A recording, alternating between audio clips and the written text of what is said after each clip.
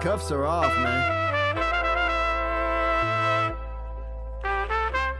Get right. Too many left in these leagues, but I ain't gonna leave. I'ma get right. Get right. Down to the bottom and scratch it for all the... Hey everybody, Adam Rank here. What's up everybody? It's Marcus Grant. This is AJ Dillon of the Green Bay Packers. I gotta give a shout out to y'all at Get Right Fantasy. If you are not subscribed, what are you waiting for? You want to lose your league? Check out the Get Right Fantasy Network. You got to get right with the Get Right Fantasy Network. Best of luck with your podcast. Appreciate the support. And you're tuned in to watch my boys at Get Right Fantasy Network. Get you right.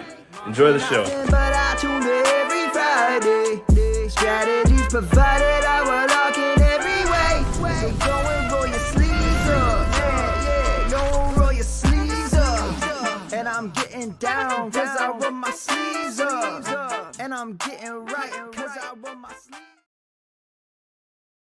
What up? What up? What up, world? We are back. I'm Anthony, aka Rasta, and this is Get Right Fantasy Network. And I'm here with my boy Fish and Frank. We're just finishing up our home league draft. Frank, how you doing? How you feeling about your team? We're 10 days away from real NFL football. How you feeling? I can't hear you. I don't know if that's me or you. Doing good, feeling good. Oh, you got all kind of technical problems going on. Nah, well, you work on that. I'll take us through what's going on here. Like I said, only 10 days away from NFL football. Ravens Chiefs next Thursday, September 5th. Draft season is fully upon us. I had 3 drafts going on today. We had the Listener League draft start up. The Got Left Out Listener League starting up tonight. So shout out to you guys who made it in those leagues. Appreciate you. And we will, and like I said, we are literally finishing up our home draft here tonight. So pretty excited about that. Maybe we'll recap the teams when we, finish up here, depending on how this show goes. But tonight we are here to break down and announce our top 3 winners, the people who are going to advance to this Friday's finale on August 30th. So we're very excited about that. So we're going to go through the top 6 teams in inverse orders, 6 through 1.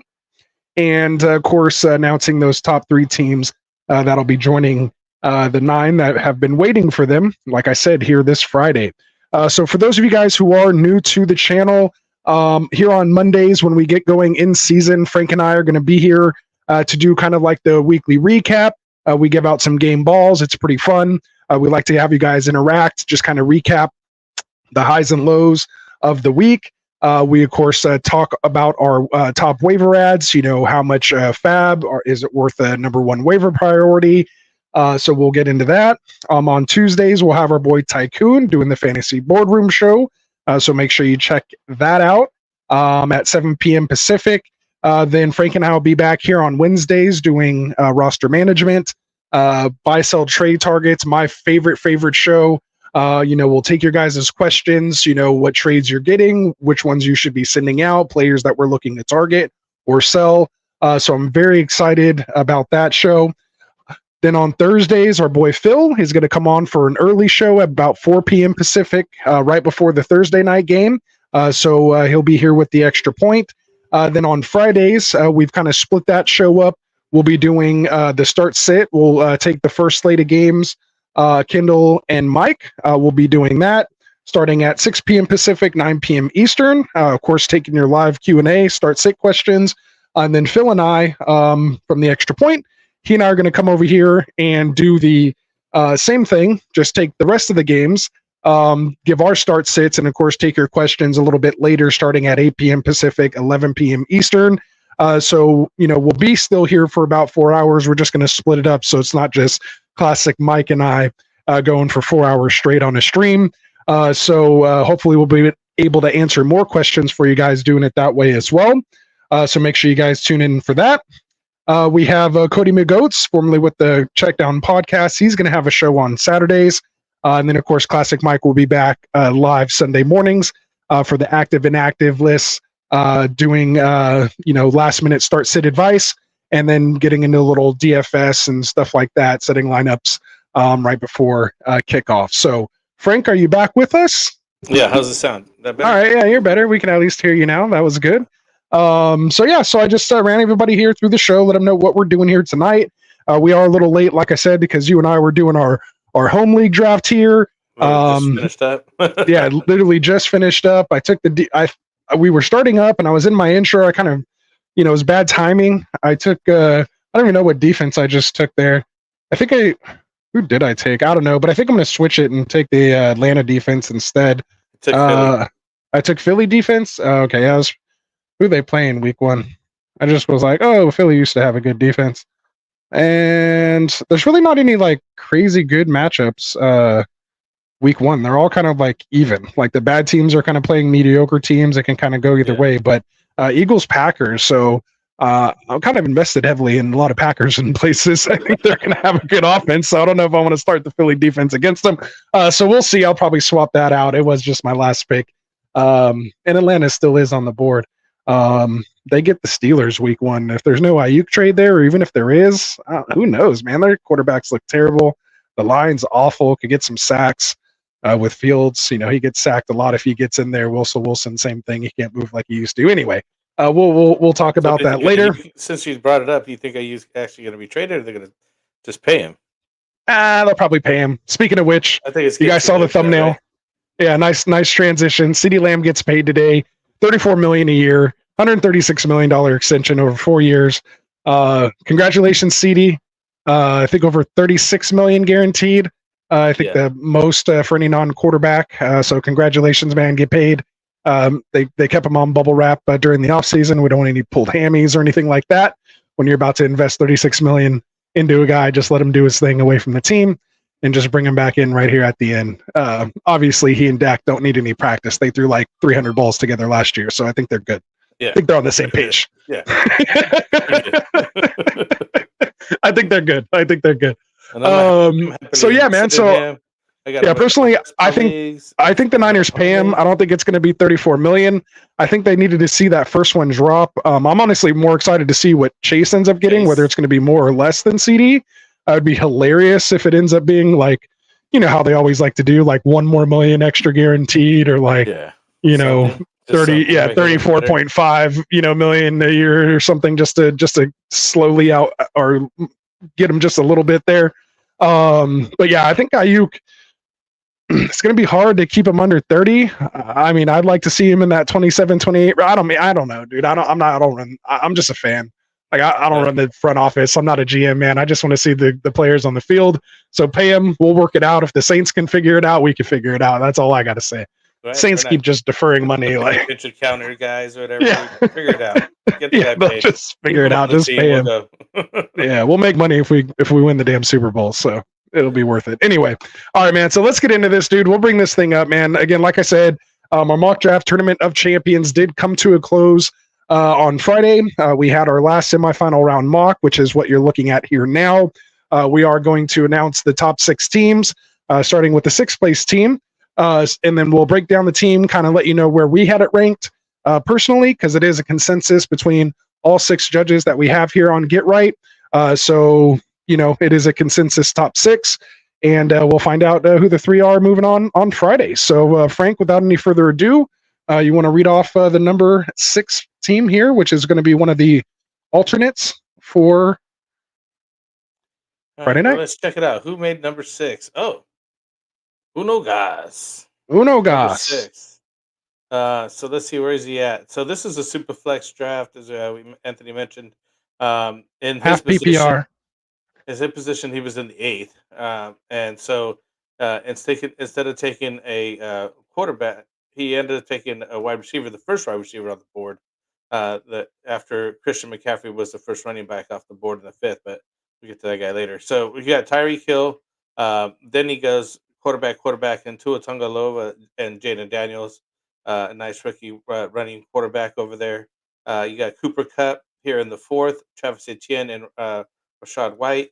And then we goes with Jaden Reed, so he gets his top 3 wide receivers, 2 running backs, 2 quarterbacks there. and then he picks up George Kittle to complete his basically starting lineup there. Comes back with Corliss Sutton, Gus Edwards, Khalil Shakir, bounced back with Rico Dowdle, Taysom Hill, who's a slash player later on here as a quarterback and tight end, and then finishes off his draft with a nice young wide receiver in Xavier Leggett. Yeah, very decent team. You can see his build and what he was doing along the draft. It looks very clean. And there's some decent players, but he did not make the full cut here. He did get the, third runner up here, basically a Nuno Gas, but hey, he beat out a lot of other guys and he got in here and was able to at least score here. You never know what happens if these guys are not available. He could be drafted again for some more money, right? Yeah, and why don't you tell the people where you had him ranked personally? Let's see. Let's check it out here in the mock draft board here. Would he give you a hint? He was your number one seed. He was my number one guy here too. I've always liked Nuno Gas drafting, and I liked the way he drafted, taking Tyreek Hill first, and then he smashes two quarterbacks, keeps another quarterback, then takes two running backs. It just looks, again, just the structure of it. I really like. Like I said, it looked clean. Like you've seen his plan. He finishes off with George Kittle there, and he gets his starting lineup. Then he starts filling in backups, which I liked. And he took some upside guys with Taysom Hill and Xavier Leggett, Rico Dowdle. You never know, and got him late in the 12th. He could be a starter over there in Dallas and produce a lot more for the value that he's getting him at. So good upside guys and all these guys. Taysom Hill's been doing some really cool stuff. He always does some decent stuff in the season, and of course he's the slash player. I think the only one still in the league. Not sure if anybody else still gets a two position designation. Then we also got Xavier Leggett, again, the rookie. So, yeah, he was my number one guy. But, yeah, tough spot to land in. It was just me and you, and you're the only other guy that scored on him. I know. I was going to say, Uno Gas, hey, we're the real ones, man. You could blame the rest of the Get Right crew, man. We saw what you were doing here. We like the builds. Obviously, we've been here on Monday nights breaking these things down live with you guys.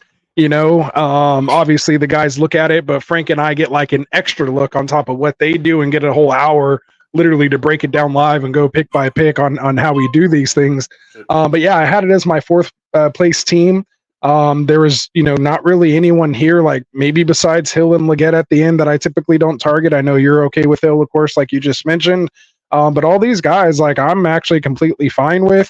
I probably would have taken Addison over Sutton, or even Williams or Palmer, again, which is why we have to nitpick when we're talking. Again, he was my top four. So to make even that top three, like you kind of really have to hit on those ones. So, it is what it is, man. So yeah, like you said, man, Uno Gas, man, I really appreciate him. He takes this thing so serious. That's what I love about it too, man. He's not just in here just messing around. He's really trying to advance. I wish he could have made it because he was here, man. He was in the mocks. He was on standby if need be. So we appreciate you, man. The Get Right community loves to have guys like you out here supporting us, man. So we appreciate it. He said, it's all fun and games, man. We appreciate you all. And it's the same thing, man. We just hope you guys enjoyed this mock tournament.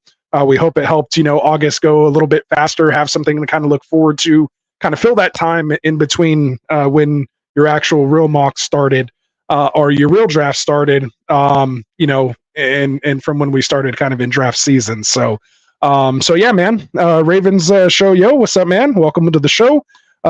Stick around. You may or may not be here on the top 6. We'll see. But he was in this draft. We're late, so we're all on time about this time now. Yeah, right. So it's all good. Yeah, you're a little late. You would have totally missed the show if we weren't super late. Like we just got started like 10 minutes ago. So, yeah. No, Gator, same thing, bro. Like I just put your message up. That was like an hour ago. We were having technical difficulties. Frank and I were in our main home draft. We're kind of focused in on that, lost track of time. One thing led to another, but we're here for you guys, man. Better late than never, as I like to say. So yeah, we're just getting going. Yeah, we're just getting started. We're just getting started, Gators. So we're just getting started, man. We're West Coast over here, man. It's only 10 o'clock. Like the night's just starting for us over here. You guys, what is that? 1 o'clock already over there? You need to go to bed. Yeah. No, good stuff. We appreciate it, Gator. Shout out to FF Fantasy, man. Club Fantasy over there. The link's down in the description. Make sure you guys go check them out. I think they ran a mock draft earlier today as well too. I wanted to jump in it, but we had a good stuff going on, man. So Yeah, he said it's all good. He just want to show that love, man. And we appreciate it, bro. Honestly, really appreciate it. Checking out the shows. Love when you pop in here, and maybe we'll see you on Wednesday, my guy. We'll be doing our last live stream best ball. We're going to do a best ball mania. So hopefully you can join us on Wednesday. Maybe make a plan. Let us know. Yeah. We got another one in there. Another draft. For sure. All right, man. So let's get it going here, man. I know these guys are excited. Let's get to the number 5 place team. It is going to be one of the alternates here. Another guy who's basically been in every week. I think he's made a semifinal round already. Appreciate his participation here in this mock tournament. And that's going to be Phase 300. So Phase 300 came in as our 5th place team. Consensus. He came in here out of the 7th spot, right ahead of Uno Goss. I'll go ahead and read it off, and then we'll get your take, Frank. Nice. And then he goes Anthony Richardson from the 7th spot. Double taps running back here with Breece Hall, Jahmyr Gibbs. Grabs his wide receiver 1 and Brandon Ayuk. Comes back around, kind of grabs that last tier of a quarterback here in Kirk Cousins, which I think was nice in the build. Then he goes on a little wide receiver run here, trying to find some nice mid-round value after hitting those running backs hard early. So he grabs Steph Diggs, Terry McLaurin, Calvin Ridley, and Keon Coleman. I mean, I don't hate it. I don't love it, but it's not that bad. He goes Jalen Warren, double taps tied in with Brock Bowers and TJ Hawkinson. Snags a QB3 who looks like he might be starting with the Jacoby Brissett shoulder injury. So we'll see what happens there. Mr. Drake May over in New England. And then finishes up with my most drafted player in best ball this year, and Jaleel McLaughlin. I think I have like a ridiculous 58% like share of him. Like that's way too much. Yeah, I had to stop like drafting him, especially they're like, oh yeah, Javonte is the starter. But at least they released Pirine today. Like if they would have released McLaughlin today, my heart literally would have broke, and I would have started crying, and I wouldn't even been able to show my face on the show.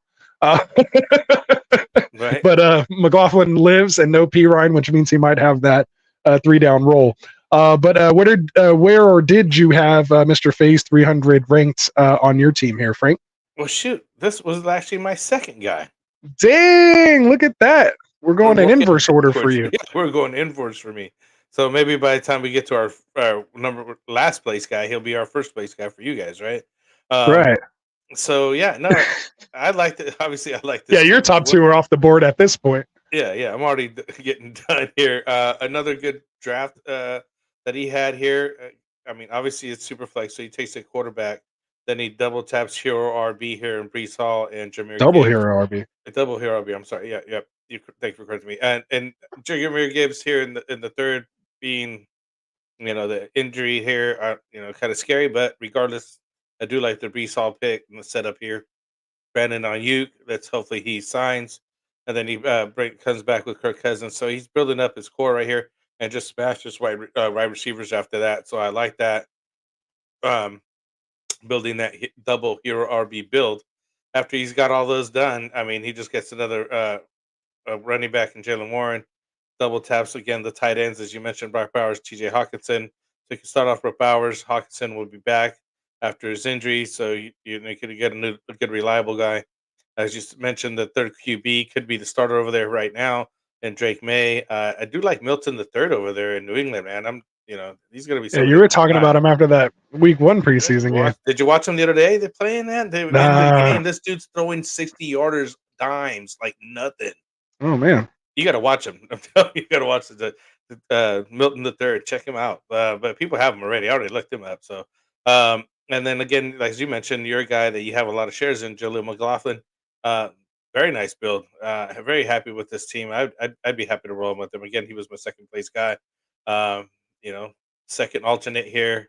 Tough place. Hey, what are you gonna do? Yeah, what are you gonna do? Unfortunately, FaZe, for whatever reason, I didn't have you on my top 6 here. Just kind of barely missed out for me. But kind of like Unugas says here, kind of another injured RB. Obviously, we kind of got the news of, after I'd already had my grades in, that it looks like Warren said if last week was a game, he would have played. But again, who knows what percentage he's out there. But yeah, that is a little risky to have Gibbs and Warren as your RB2 and 3 with only McLaughlin after that. So again, that was a little worrisome for me. and then not having like a true wide receiver one, like maybe Diggs could potentially emerge, like maybe Coleman ends up being his one. They're in Buffalo. Tennessee possibly. D Hop gets hurt. McLaurin is kind of a one, but never really finished, I think, higher than like a wide receiver 20. So there's just a lot of question marks, a lot of guys that I personally just but they just got don't rid of draft. Dotson over there. I know I give you your chance to say your side. I get, go I'm ahead. just stating my side of it. Why he didn't make my top 6. I feel like I gotta at least give him an explanation as to why. Again, we're splitting hairs, so a lot of times things come down to personal rankings. I don't mind maybe a build that has like 1 or 2 of these guys, but to literally have like Diggs, McLaurin, Ridley, and Ayuk, those are like 4 wide receivers that you won't probably see me have drafted anywhere in any mocks that you've done with me ever, like this offseason. So again, it's just a personal preference. Again, that's why this is a consensus. It didn't make my top 6, but Frank's number 2 team. He's obviously more comfortable with these guys and coming to your defense here phase. So I like that. Your the conviction there is great. But yeah, I mean, the build wise, it's not bad.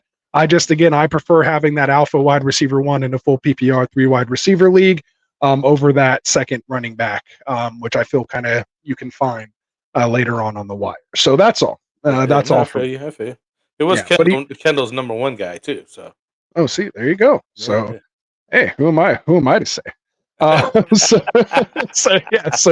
5th place there. So there we go. So we'll move on here. Go ahead and tell the folks who our first alternate is. Our 4th place team. Nader B10. Nader B10. Yeah. I've liked his drafts a lot too, man. Yeah, he's been drafting very well. He drafted just not this one that much. The 5 spot this time here. In this build, he was the first guy to break from taking a QB. He goes with Christian McCaffrey. So he breaks the flow there on that. And then he double taps the QBs, which I liked, in Jordan Love and Caleb Williams. Caleb just throwing some incredible, he's doing moves already in the NFL, looking like he's going to be a pro, like no problem. He's not going to skip a beat. So I like that. DK Metcalf, Mari Cooper, George Pickens, and Chris Godwin smashes his wide receivers, doing a hero RB build here, obviously, with Christian McCaffrey. Then he comes back with Zamir White and Singletary. Some picks I don't care for in that instance. I'm not sure if I had him graded high. I got to look at this thing. Yeah, I had him in the middle, honestly. So mostly because of that, I just didn't like the wide running backs he did end up with. I would have liked some later guys like Brown and Robinson that are over here instead of these 2 guys. But he does get DeAndre Hopkins. David Njoku is his tight end late in the 11th round. Finishes off with Austin Eckler, and then Derek Carr, and then Darnell Mooney is like lottery pick 2 at the end. I had him in the middle. I think he was like top team, but I did rank him, so he was in there. The build is good for the most part. I just don't like some, like specifically the running back. 4th place team for you. Yeah, and then I'm okay with the wide receivers he has. Obviously you have to get DK as your anchor. And see how Cooper does again this year. Returning again, Pickens has a good opportunity over there in Pittsburgh. And Godwin's, a nice addition as well. He's always been putting up decent numbers. I think he was slightly injured last year, so hopefully he has a better year this year, right? Who was that? Godwin. I think he was injured some last year. He was 2 years removed from his ACL, so yeah, and also kind of removed from Tom Brady as well. That's probably the bigger the bigger issue. Right? Yeah, that's the bigger issue. But he is moving back to the slot this year, so there is some light at the end of the tunnel per se. There, obviously, Baker showed he was competent, got himself $100 million this year. So obviously, changing offensive coordinator, which a lot of people think it was more the coordinator there as well too. So we'll see. We'll see what happens. Which is why I kind of didn't make my top team, even though it started out very well. Again, I don't mind these guys, but kind of all of them together is just a little risky for me. Metcalf in a full PPR is a little risky. He needs to hit those 8+ touchdowns to kind of, maybe even produce at that, mid wide receiver 2 kind of range. Cooper can be a 1, but Watson, there's so many question marks there. They moved on from Flacco. I'd feel a lot more comfortable getting Cooper if they still had Flacco. I mean, I think they still have Jameis Winston, so he's still a gunslinger. Like, it may not be all bad if Winston can't go, or Watson. If Watson can't, Watson and Winston, Jesus. So regardless of the two of them, so it's it's just, again, some question marks there. Obviously, in a tough division. Pickens, that quarterback situation, more so the offensive line, even more so than the quarterback position. They were just getting destroyed here in the preseason, which, last preseason they looked fantastic and just completely bombed. This year they look terrible in the preseason, so who knows what they're going to do in the regular season. Maybe they're still probably going to go 8-8, or what is that, 9-8, or whatever it is that Tomlin always goes. But yeah, so it's just, again, I don't mind the Godwin pick. Not a White guy, not a Singletary guy. Again, these are just running backs, ones that are projected volume on low-ranked, probably the two worst, bottom 5 projected scoring offenses this year. I mean, I think Saquon Barkley last year had like the least amount of touches, like inside the 5, I think, or only had like 5 total or something like that all year long. The passing offense for New York, they can't throw more than can't even get to 20 touchdowns, passing touchdowns with Jones. Like, I'm just off on both of those offenses. Again, D-Hop, a little older, banged up coming into the year with Will Levis there. So just, a lot of question marks there. Eckler, could go either way. Not a Carr fan really, and not really a Mooney fan either. So it just, again, I like his build, but just the specific players. And again, when you're in this room in the semifinals, we're nitpicking here. A lot of times it does come down to just your personal rankings. And sometimes it's just, is what it is. Doesn't mean I'm right or wrong. Just means, it wasn't a team that I would prefer to take over. This was you didn't rank them at all. So yeah, I see that. Yeah. So not top 6 for me. So, so there we go. What else do we got in here? Got a couple guys popping in. What's up, Perry? Been a little while, man. He says he has really high hopes for Daniels if Ayuk gets traded to Washington, or does that not really help much? What's your guys' take? I think Daniels' upside is obviously, his rushing. You can kind of look at, like, I think Lamar's like second year, like his MVP year, like, 1,500, maybe 2,000 passing and 1,000 rushing is kind of what people are kind of throwing around. We'll see what happens in total touchdowns on what he can get. He was looked good in the preseason so far. Like, he looks competent. He doesn't look terrible. Like, I've seen a lot other quarterbacks that look far worse. Daniel Jones, than Jaden Daniels.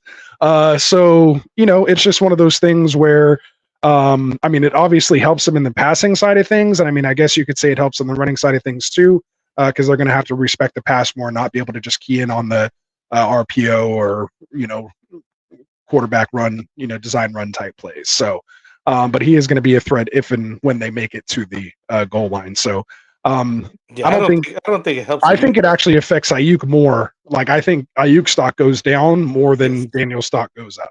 Yes, I agree with that statement right there. He's going from one of the top projected offenses to, a bottom 10 projected offense, passing wise, so, and scoring wise. So, there you go. This is a new guy, and what happens is a lot with these rookie quarterbacks, especially one that runs, they're gonna opt to run and get those 1,000. There's gonna be a lot more times where he just tucks and run than he says, "Let me stay back here, run around, find an open." Or dump it off to your running back, right? So, like, that's why I don't think it's great for Eckler either. Like, I don't, if anything, it's gonna have to be design passes to Eckler, screens, things like that. But if Daniels has the option to dump it to Eckler for like a 5-yard gain, or try to take it around the edge for a 15+ yard gain himself, he's gonna run it. That's just what the kids are doing nowadays. So. I don't think it helps Ayuk at all. I think Ayuk would, which is bad because I just drafted the guy. So. Oh, you don't want to hear that. I'm hoping he stays in San Francisco, honestly. For sure. We have Nino Pinion here. What's up, man? How you doing? He says, "What's up, guys? How the mocks going?" They're going great, man. We literally just completed our mock draft tournament. We're running mocks every day of the week, Monday through Friday. The Fridays were live stream, which is what this mock was. And here on Mondays, we break them down and announce the folks that advance, which we're going to get to here in just a second, announcing our top 3. So there we go. Ravens says he's showing the love to the other drafters in here again. A lot of these guys see each other, week after week as we go through this tournament. He says, bruh, Nader, FaZe, and Unogas are all guys going into the mocks thinking they're going to be hard outs, but he likes all of their team building strategies. So he said they're guys he likes to watch build. Shout out to all three. So there you go. Unogas says, where y'all thinking Tim Patrick is going? So if you guys don't know, Tim Patrick looks like he's going to be a cut candidate. They're trying to work on a trade for him as well. They may trade him. We'll see, or may just cut him. We'll see what happens. But I like Tim Patrick. Obviously, it was devastating when he went down with that ACL in the preseason. Not even like a preseason game, just in practice. What was it, 2 years ago now? Yeah. So yeah, man, he just never quite got back. Sometimes, that's all it takes. And, you never get back to where you were, unfortunately. And so that's why, I'm always, for every Breece Hall and Adrian Peterson, there's 3 or 4 Tim Patricks that you have to remember too. So, that's why I'm usually not high on a lot of guys that are coming off ACLs like Javonte and Breece last year. Obviously I was wrong on Breece and completely right on Javonte. So we'll see what happens. Yeah. One for one. I don't mind. All on him this year though. And that's what I said. I just needed to see it. And then this year I'll put the respect on his name. RB3, RB2. I have him in several leagues. I took him as my number 1 pick this year. That's all it takes. I just got to see it. I'm now. Yeah, I got to see it. So Nino says, liking that team, Ravens show. So there we go. He says he appreciates it. So we'll see if he gets to break it down. All right, let's get into the top 3. These 3 that we're going to announce here will be the 3 that will be advancing to join the other 9 here on Friday for our Friday night mocks, mock draft tournament of champions finale. It's actually going to be a full 18-round best ball. It's an actual league. So the judges are not judging this finale. This will not come down to consensus ranking or what we think. This is where these top drafters, the top 12 that we found out of probably almost, close to probably 80 drafters or so, I think we had this month. So these are the top 12 that we thought, and they're all going to compete together and in a best ball league. And we're going to play this thing out, man. So whoever can draft the best, again, it won't be on us judges. We're going to play it out and put the money where their mouth is. So winner will take home $50 cash and title of mock draft tournament of champions champion. So there we go. All right. So here we go, man. Let's get into the number 3 team. Here we go. All right. So Unogas, Ravens show is the number 3 team here. He came in the 6th spot as he was drafting. He was obviously on a lot of people's cards. He didn't make my card, I think. Where is he at? He didn't make mine, but he did make Anthony. So, but obviously he ended up getting into the 3rd place, and he's getting some love here in the chat on his build here. So let's check it out. He takes CJ Stroud as his QB1. Garrett Wilson, and then Jared Goff is his QB2. Goes right back to Debo, and then brings up Devon Achan here. So he picks up his first running back, Tank Dell, then Ramondre Stevenson. Then he comes back down to Christian Watson and Brian Thomas, a rookie wide receiver here that I like as well. I also like Chase Brown that he took next. Trey Benson, staying young here. Then he finally smashes his tight end in Dallas Goedert, picks up his 3rd QB in Daniel Jones, which I really don't care for, and then Luke Musgrave. I didn't have him ranked because I think he waited way too long to get his tight ends, and because of Daniel Jones as well.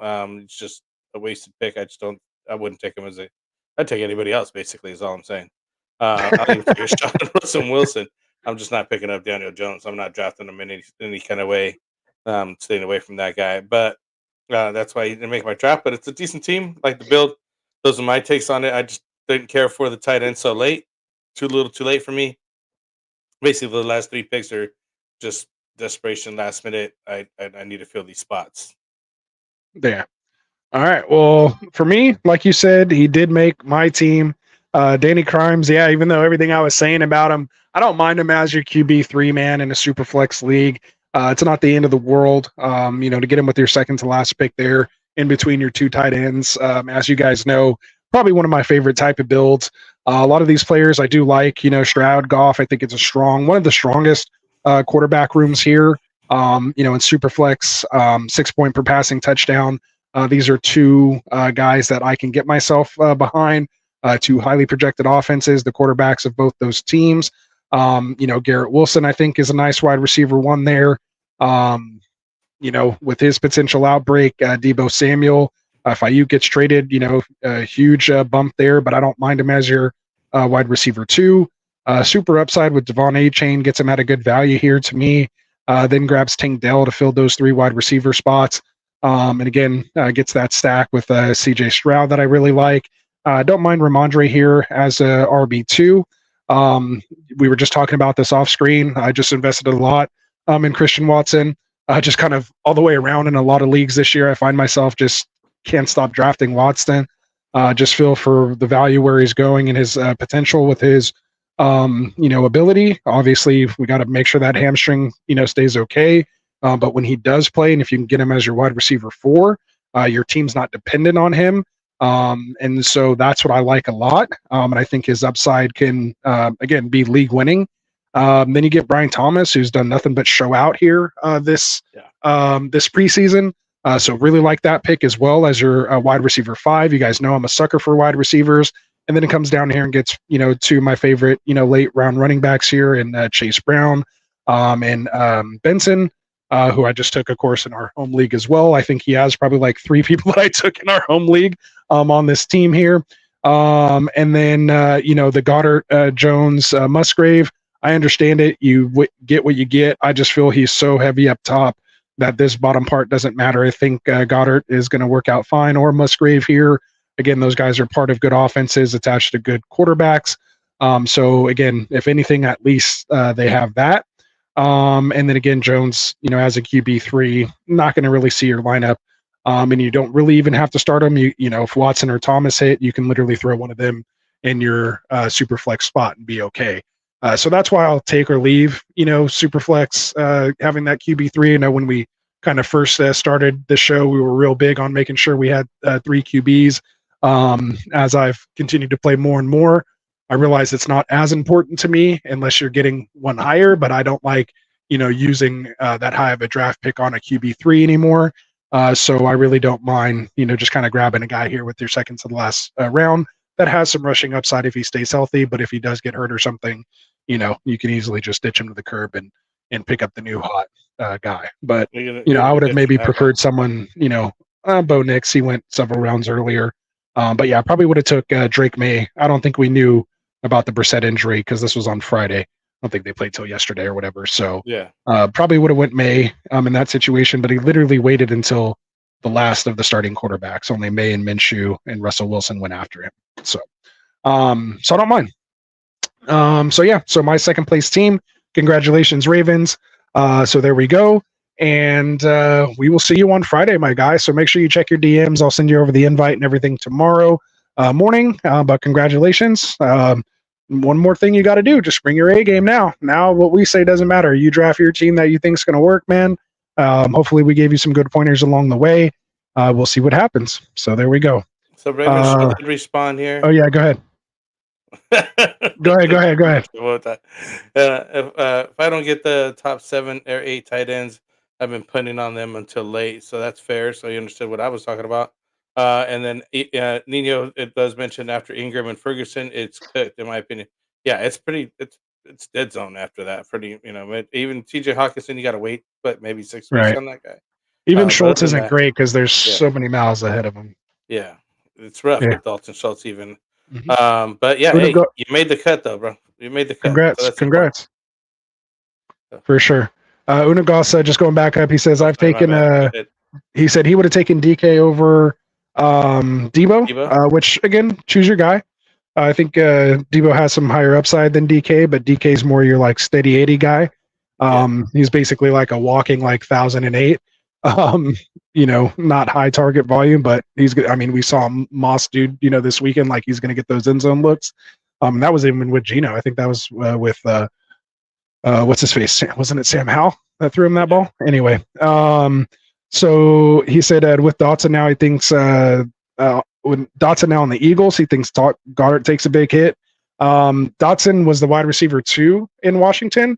If he couldn't beat out Dwame Brown and Luke McCaffrey, the bro's not eating in on Goddard. Oh. And he's well behind Smith and AJ Brown, who just got paid.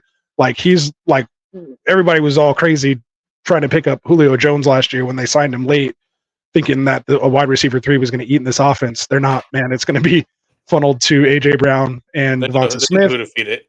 Exactly. Yeah. It's going to go through them. Now they have Saquon as well too. Goddard will be there as well. Again, he's just one of those guys. You just hope he goes like 6 for 60, or maybe scores a touchdown, on 3 for 30 and a touchdown. Like you'd be happy with that. Yeah. He's not somebody I'm drafting. Just for sure. Hardly any upside even. For sure. All right. So let's say this one though. Unigas Rams new tight end does look like he's a steal in the last round. So yeah, there's always a hopeful like that. So are you talking about Cody Parkinson from the Seahawks? Excuse me, from the Seahawks, or are you talking about Dennis Allen? Dennis Allen. He kind of flashed a little bit towards the end of last year when Higbee got hurt. So yeah.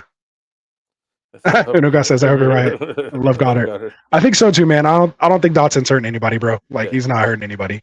When he was trying to battling, like remember when we saw him? Like I knew it was over. So, remember when he started doing placeholding? Like he was working on the placeholding last year in preseason. I was like, oh, he's done.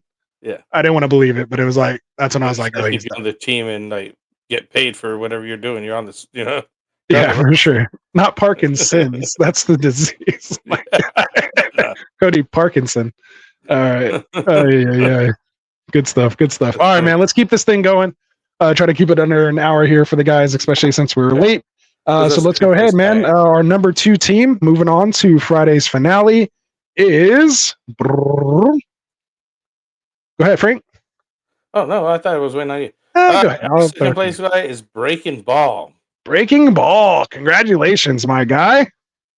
And funny enough, he drafted in the second spot. There you go. Right? Unoga said that was an autocorrect on the Parkinson's. That was funny anyways, regardless. Yeah, that was good stuff. All right, so Breaking Ball, man, congratulations. You're moving on to the finale. You were one of the top 12 drafters of 2024 here in the Get Right Fantasy Network community. Drafting out of the 2 spot goes with the late QB second RB build. I'm sure he drafted high. He had to have been high on Phil's team. Yeah, he's a second place team. I knew it. I mean, obviously he's pretty high if he's second place overall. So yeah, Breaking Ball, man. You want to go ahead and read it off, this one? Yeah, he didn't make mine, but yeah.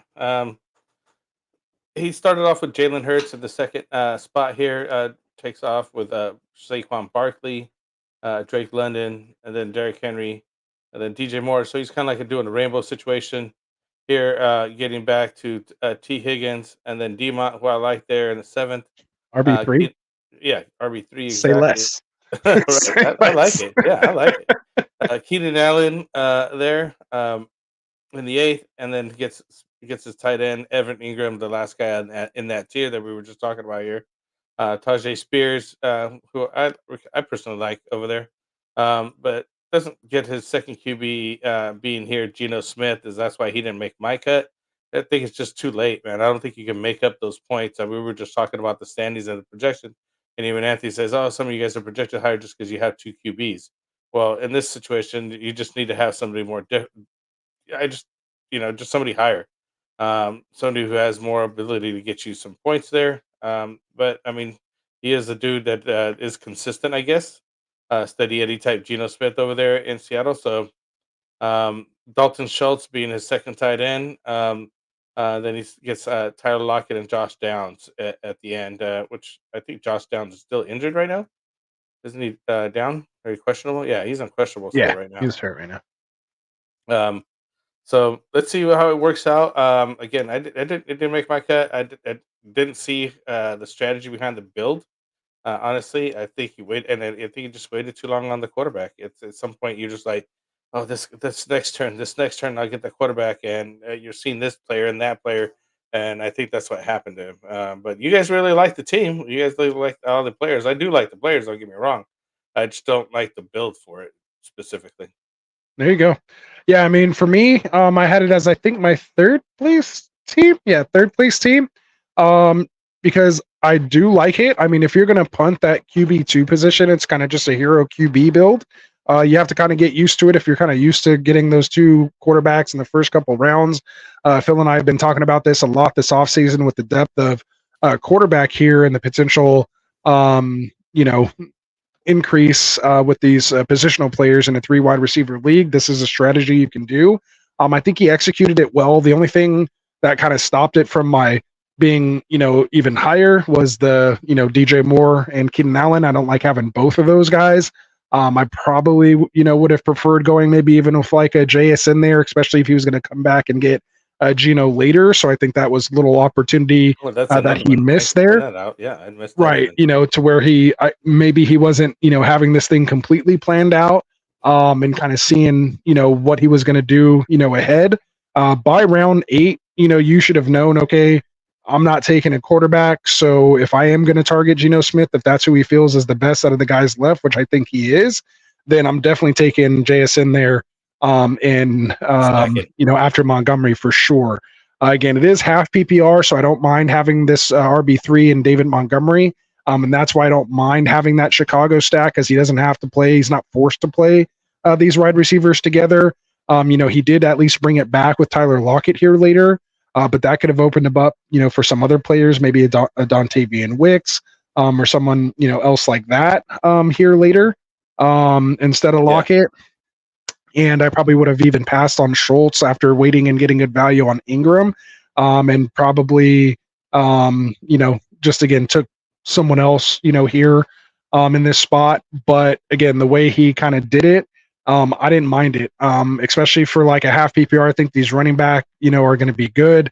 I think these receivers, have potential to be really good as well.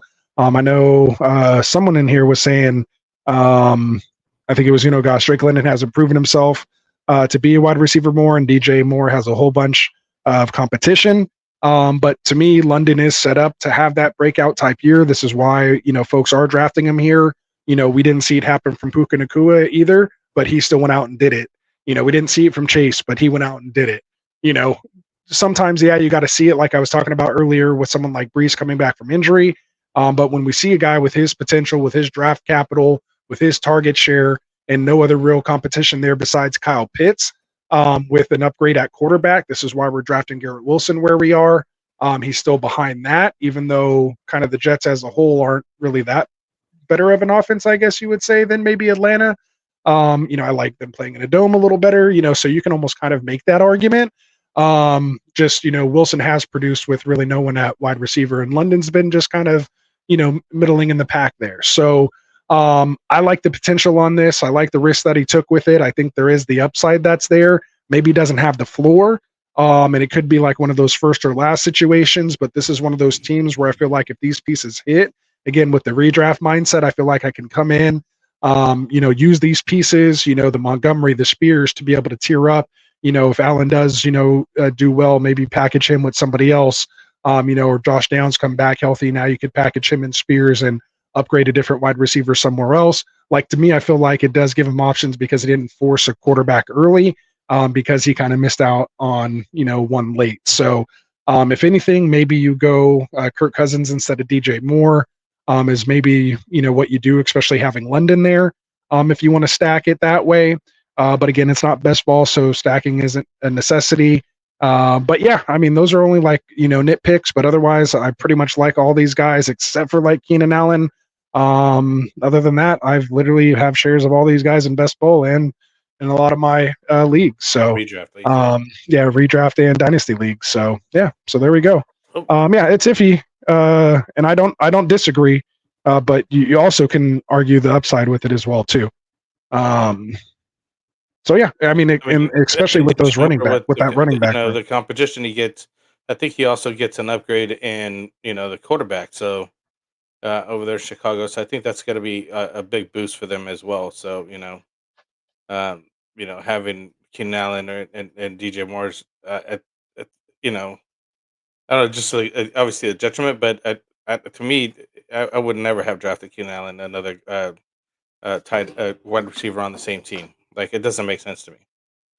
Yeah, and that's what I'm saying. That's like my only fault, but it's not a bad fault, like to me, because he could still hit. I mean, he is going to be on the field, Keenan Allen.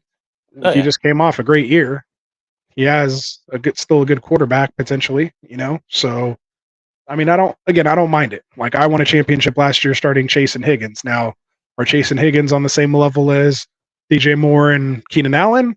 Maybe not, but it's not out of the question, right? Like you can have these stacks. I also won the other league, our other home league, with the stack of Puka and Cooper Kupp. Okay. Yeah. Played them all year together.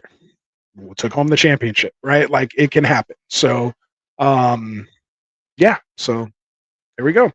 Yeah. Congratulations. Either way, man. We'll see you on Friday. No, you made it. You're in.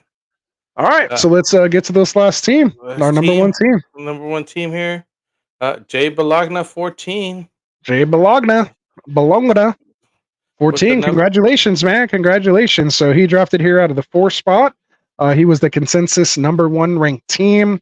I would assume he made it on all of our teams except for Tycoon. Didn't make his top 6. He was first or second on all of ours, except for Frank had him as 5th place team. Tycoon didn't have him at all. But myself, Phil, interesting that Phil and I had this as our number 1 ranked team. Yeah. And then Mike and Kendall, they had him as their number 2 ranked team. So I'll let you break it down first, and then I'll take it away with me. I mean, obviously everybody liked him in the 4th spot, taking Lamar Jackson as number 1 guy. Then he comes back and smashes 2 running backs in Bijan Robinson and Jonathan Taylor. Then he takes Michael Pittman and Devontae Smith as his 2 wide receivers. Drops a high-end tight end here in Dalton Kincaid, kind of the bottom of that tier there. Picks up Rashee Rice, which we really like this year, especially not having that suspension, as his 3rd wide receiver. Takes his 2nd QB in Will Levis here in the 8th. Jackson Smith-Njigba here in the 9th. Brian Robinson and Jerome Ford, which Anthony and I both like. He got me on one of those guys. But I really like the RB room in here. It's sweet. And Rashid Shaheed here, who's a little banged up here in the 12th, but that's all right. Sam Darnold as his 3rd QB. And then finally takes Michael Wilson there and as flyer in the 14th, who's more of a drop guy. I don't expect too much from Michael Wilson over there in Arizona. But I do like, again, like you said, the running back room that he ends up with. Decent quarterbacks. Got a decent backup now. Sam Darnold starting over there. Forgot the rookie that got injured over there, JJ McCarthy. But so kind of gives a clear window to Sam for this year at least. I even have him in a dynasty league just as a backup, just so I could start him here. So at least I know he's going to be a starter for a couple of weeks when I need a bye week. And if something doesn't work out with Sam Darnold, you got slinging Nick Mullins right behind him. So yeah. It's not going to be too bad of a deal. But I like that. I mean, you can see the upside in this team. You like the build with Bijan and JT. So what was it that did it for you that kept him off your top 6? Was it not having that strong QB2? Yeah, that's basically the Will Levis. I'm not sure about. Let's see how he does. But I like the running back room that he had. I like where he took Rashee Rice. But yeah, it's just the quarterback room. At the end of the day, I'm like, you just need something stronger than that. Like I can't rely on those 2 guys, Will Levis and Simon Darnold. There you go. All right, so that's that side of it from the not making the top 6. I'll give you the other side of it, whereas he was my number 1 ranked team. And I'll get into as to why. So it starts off basically in the first 3 picks: Jackson, Bijan, and Jonathan Taylor. Basically going with this hero QB and double hero RB build. Still smashes 4 pass catchers here: Pittman, Smith, Kincaid, and Rice. Love 3 out of the 4 of those guys. Pittman, I understand his upside, not the biggest fan. But again, numbers are the numbers. If he has some, touchdown upside this year, then maybe he flirts a little higher. But I'm real big on Smith. I love Rice, and Kincaid, I think, can ball out in that tight end position. Because he did that, and he's not punting tight end or punting that RB2 position, and not punting wide receiver 3. He filled all of those positions. That's what allows him to kind of take a little bit of a downgrade, a teardrop here in this QB2. Again, most folks, when you're thinking Superflex, the first thing your eyes want to go to is that the QB room, QBs, obviously. But if you think about it, really it's just point per position, right? So I don't think you're losing that much because I feel like you're getting that advantage with like a Kincaid and having Rice as your RB3 still, or I'm sorry, your wide receiver 3 still, and then coming back and still getting JSN for that flex spot, which almost just has to produce like a basic streaming tight end. If you kind of want to look at it that way, if you consider Pittman, Smith, Kincaid as like the top 3 wide receivers and Rashid Rice as the flex, then you just kind of think of JSN as a tight end. And wouldn't you take JSN over probably like all but maybe 7 tight ends, like week to week, right? In that position. And then again, the running back room here, the backups and Brian Robinson, Jerome Ford, Shaheed is still the number 2 wide receiver over there, just like Wilson is. And, again, Darnold kind of just gives you a little bit of padding. He's going to throw the ball, so he should be good for fantasy purposes. Maybe not as much as real life quarterback, leading them to a championship or anything, but for fantasy, he should be able to put points on the board with the volume from a Kevin O'Connell offense there. So I just think it was, a well done team. It was unique. It was different. I like the risk. And maybe it just had to do with me not wanting to pick the same type of builds all like 4 weeks. Maybe there's a little bit of grading fatigue in there as well. So when you see something a little new like this that you're not kind of used to, it does stand out to me. And I really like how he was able to kind of put it together. So yeah, would I feel completely great having Levis as my QB2? Not necessarily, but like Phil has been quoting all off season, we had 66 different starting quarterbacks last year. So with that said, that was more running backs and more backup wide receivers that we had playing that took significant snaps, or at least, touched the ball on every play. So there's potentially going to be somebody he can go to for that again, QB2 or QB3. And if you're solid in all the other positions, I think it's just a good build. So I like the Jay Baloney, the phony baloney. Welcome to the finale. We will see you on Friday, my guy. Oh, Shaquille Oatmeal did not like it. Oatmeal, if you're taking a dump. Oh, man. I like this logo, though. What's going on there? So Sam Donald got to go out there on some Jaden Daniels, Winston type stuff. Yeah. That's a 30 for 30. Right? So he could go out there, man, just start slinging it, right? Slinging it. I'm more happy. More happy with this third Sam Donald than I am with Will Levis. Even like I can see Sam Donald where he took him at. I'd be happy to have Sam Donald there, like there instead of like we were talking about earlier, who was taking Daniel Jones. I would have rather had Sam Donald be way more happier, but it's just what it drops me off. I like you're saying, it's a unique build. He zigged, but everybody was zagging, and I'd love the running back room. So. That's solid. It's probably the best one out in this one, so you could give him at least take that home, right? Right.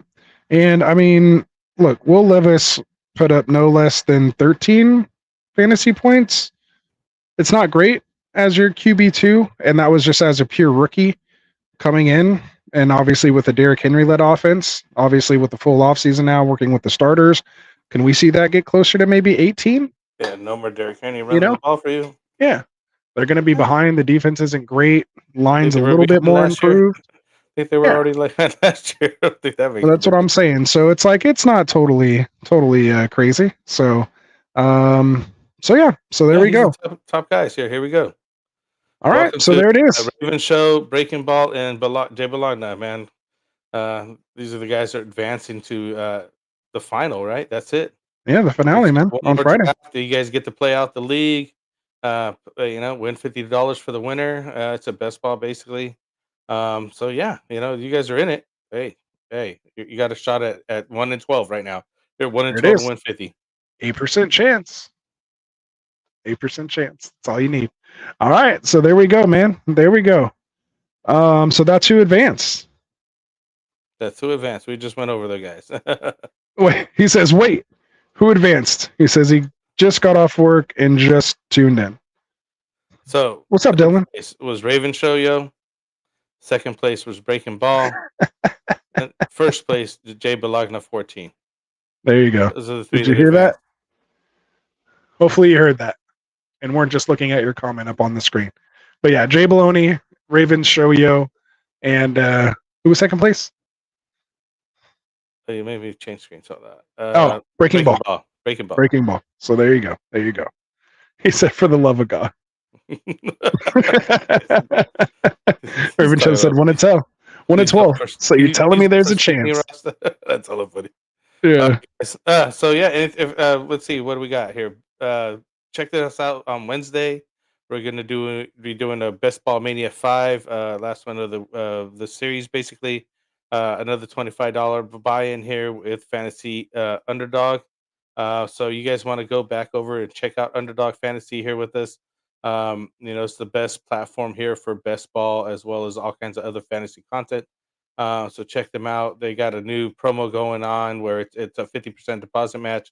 Instead of up to $250 bonus, you can now receive up to $1,000 in bonus cash. Let's go. Any deposit exceeding $2,000 will be capped at $1,000 in bonus cash, though.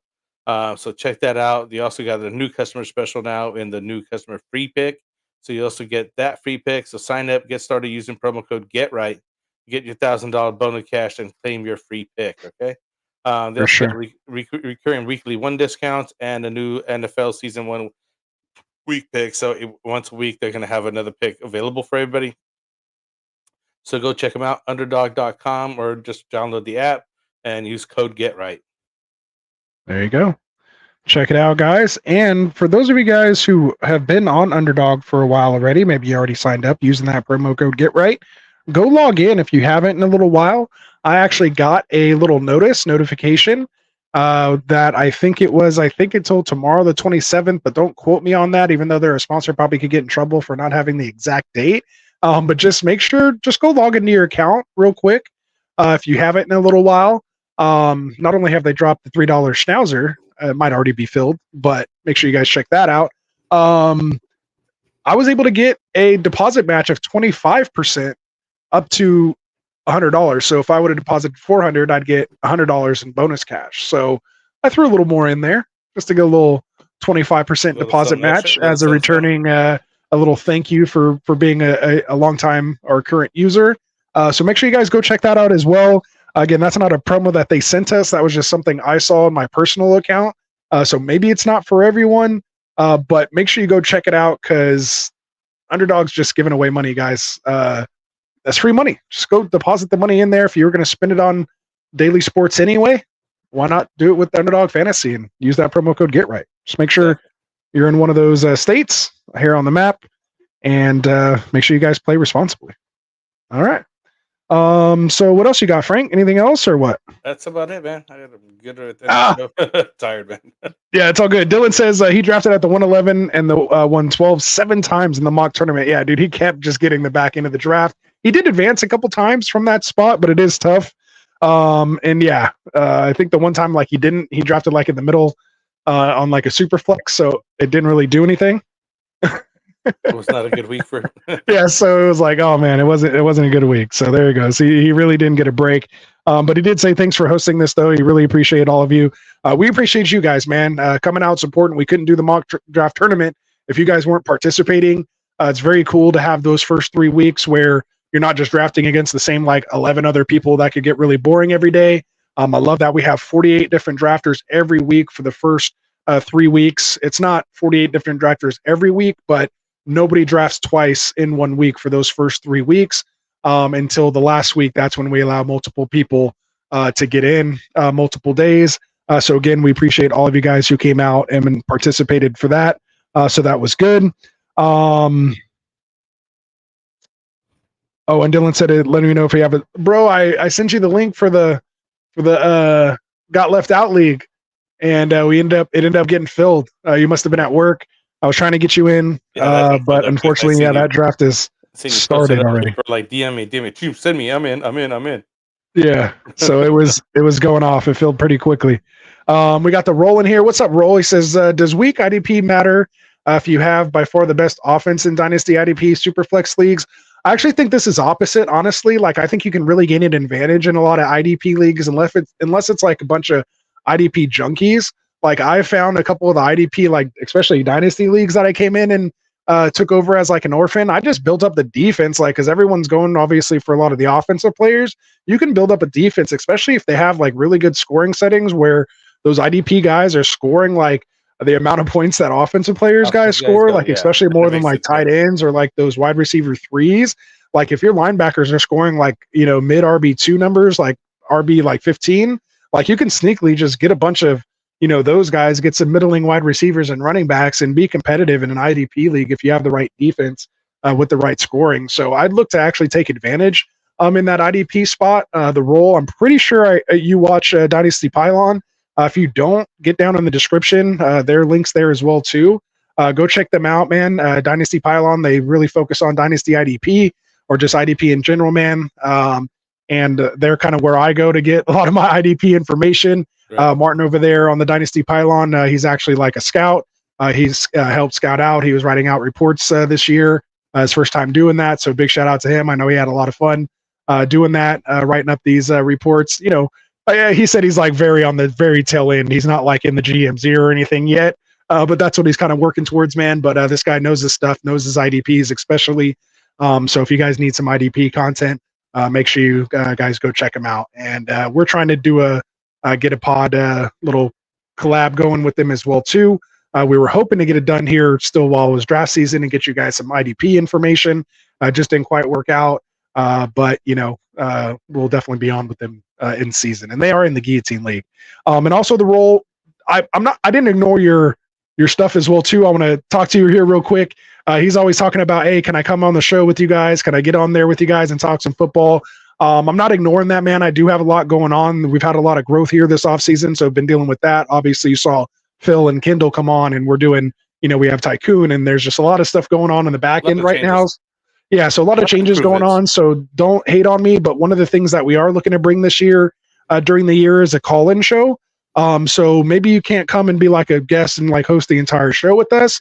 But stay tuned because we are going to test it out where we throw the link to the Zoom call, or not a Zoom call, but throw the link into the StreamYard to have you guys come on, ask your questions, talk with us, go back and forth over a question.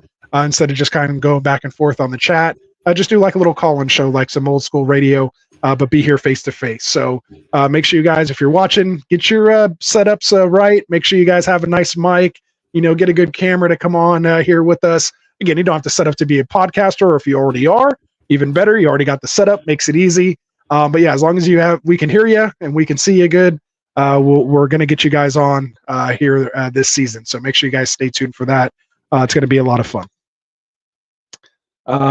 We got Ravens in here saying thanks guys for hosting us. I say it all the time, but I've really enjoyed these no matter the outcome.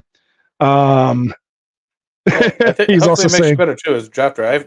I find that even just looking at it myself and reviewing these drafts from you guys, that it makes me a better drafter just because I look at so many drafts now. Yeah, and you're breaking them down, the builds and what they're actually doing and who's actually, and then grading it. You're trying to find the build or pick the team that you think is going to win it out, really, basically, right. And so, we learn a lot too, honestly, for sure, of where you can take guys and what, for sure. I think where you could build, the builds, literally, the builds.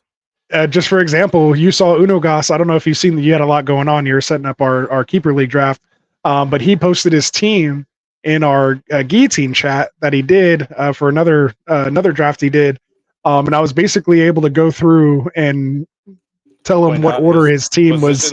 What team he drafted the team in. I think it was only off by like 3 players. They all got like switched around between Cooper, Ferguson, and somebody else. I think it was.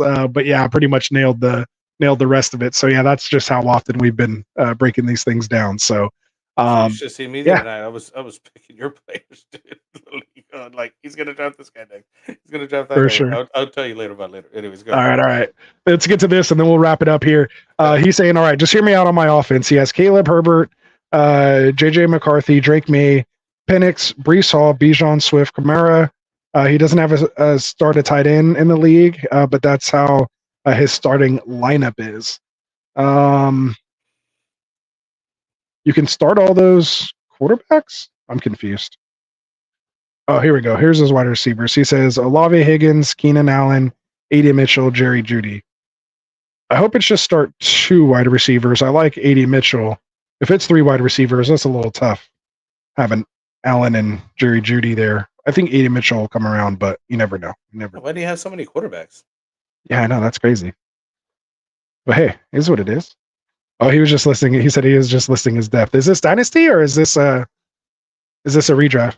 Because that's a lot of quarterbacks, even for a Superflex. Dynasty. Even for a Superflex. That's about right for a Dynasty Superflex. But yeah, it's tough for just a regular Superflex, unless it's deep bench. Tycoon's in here. He said, man, finally got here. And at the end, we're kind of wrapping it up here, man. But we did get to announce the top 6. We let the people know most of the time where you had these guys ranked. But yeah, man, Tycoon, one of our own. Make sure you guys check out the Fantasy Boardroom. Links down in the description. But of course, you can check it here on Get Right Fantasy Network as well. Tuesdays, 7 p.m. Pacific. So there we go. He said it's Dynasty. So yeah, he was listing his starting lineup with his depth. So that's not bad. That's not bad at all. I'm not feeling the Keenan Allen, Jerry Jeudy, but every other name you put out there, I don't mind at all. Yeah, and you're super young at quarterback. McCarthy, Drake May, Penix, those were all like first and early second round picks this year. So you must have had a lot of picks, and you had 2 first round picks when you got Bijan and Breece Hall too. So yeah, not bad at all, man. Yeah, doing nice. Not bad at all. I like that. And Herbert, Khalil Herbert. How many first round picks did you have? Yeah, Caleb? what's going on there? Yeah, he got like 5 quarterbacks. 2024, 5 all 5 like top quarterbacks there. Not bad at all. I'd be trading that off. All right, so Tycoon said congrats to Jay Baloney, Breaking Ball, and Raven Show Yo. So from one of the judges to you guys, congratulations. Nino said, hey guys, you already rated my other team, but wanted to see if you can do one on mine yesterday. So Nino, go into the description, join if you're not already the private sleeper chat, create a thread, say, hey, rank my team. It's Nino Pena from YouTube. I just want to get your guys' thoughts on my team. You'll not only get my thoughts, but Tycoon, Phil, Kendall, Mike, we'll all jump in there. Frank, we're all going to let you know. We're just wrapping it up here, or else we would. But yeah, man, let us know. We want to know you guys' teams, man. So definitely share those with us. That's what that sleeper channel is for. Don't be afraid to start a thread and post it there. If it's something that I don't want on there, I have the right to just take it off. So you can always try, or DM me first if you think it's questionable. But for the most part, that's a way for us to communicate in between streams. So there we go. Good. Appreciate that, guys. So you'll be dropping his stuff soon. For sure. All right, man. So let's wrap this up.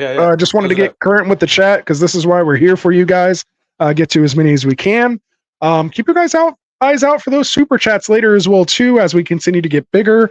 The super chat will guarantee you guys to have your questions read when we start doing our Q&As, especially on those Friday start sit shows. But we of course those are just optional. It's not required. We will still try to get to as many comments and questions in the chat as we can. So Frank's falling asleep on me here, so we're going to wrap this thing up. He had a lot going on, Commissioner, today, getting all the stress with the draft and then the draft itself. Got to get a little roster baiting going on there too, I'm sure, after we get done, you and me both. So cheers. So other than that, man, we appreciate you guys coming in here and hanging out with us, man. 10 more days until we have NFL football, man. The new kickoff week 1. Can't wait to see it for real. Hopefully it's like Xavier Worthy going back there. That'll be nice for my Scott Fishbowl team.